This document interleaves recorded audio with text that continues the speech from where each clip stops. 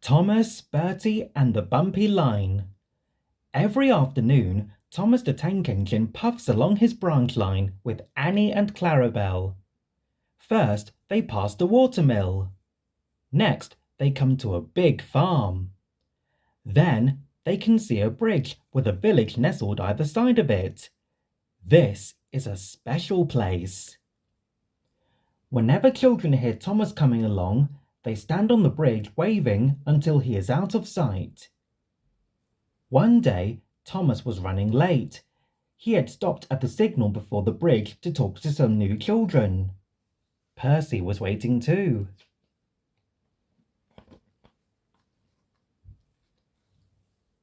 "Hurry up, Thomas," called Percy when the signal dropped. "If you're late, the Fat Controller may get a new engine to replace you." He would never do that, thought Thomas. But he was worried. Next day, Thomas hurried along the line. Just ahead was the goods yard. There, on the platform, was an inspector waving a red flag.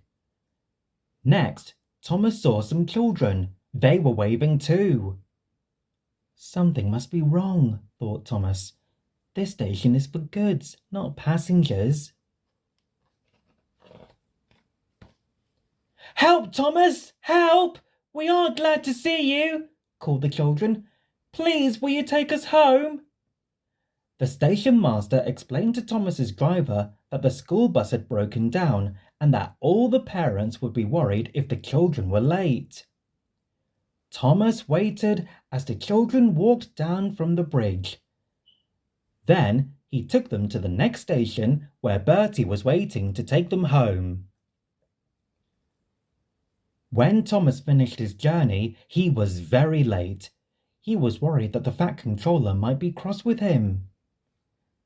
"I warned Thomas," puffed Percy to James. "He's been late one time too many. He'll be in trouble now." But next morning, the Fat Controller was nowhere to be seen.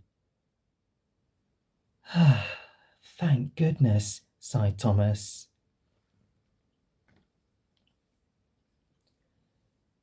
Thomas knows every part of his branch line, but just ahead was a stretch where the hot sun had bent the rails on the track. "Careful, Thomas!" called his driver, but it was too late. "That's done it," said his driver. We shan't get any further today." "But what about my passengers?" "Don't you worry. They'll be looked after," replied his driver. While workmen repaired the line, Thomas had to shunt trucks in the yard. Bertie came to see him. "I understand you need my help again." "Yes, Bertie," replied Thomas sadly. "I can't run without my rails." Bertie set off to collect Thomas's passengers. "Hello, Bertie," they said. We are glad you are here." Bertie drove along the road that runs by the railway. He stopped at each station along the line. Sometimes he stopped between stations to let people off closer to their homes. Thomas felt miserable. "I've lost my passengers. They'll like Bertie better than me." The Fat Controller arrived. Your branch line is repaired. I'm going to change your timetable so that you and Bertie can work together more." When Thomas reached the station, there were all his passengers. "Bertie is a good bus, but we've missed our train rides with you," they said. Later, Thomas spoke to Bertie. "Thank you for looking after my passengers." "That's all right, Thomas. I like to make new friends, but I'm glad to share them with you." "Bertie," said Thomas, "you're a very good friend indeed."